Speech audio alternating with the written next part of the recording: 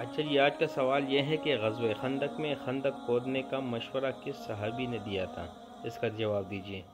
سوال نن دا دی چې غزوه خندق کې چې کوم دی، یعنی د غزوه خندق کې چې دی دغه کړي وه، کودایي کړي وه، یعنی د کفار دپاره چې کوم دی خندق کنستی وو، یعنی بنیادونه ورته ووایي کنستی وو که نه دي، هغه کوم صحابي د دې مشوره ورکړې دی، د هغې نوم راکړئ.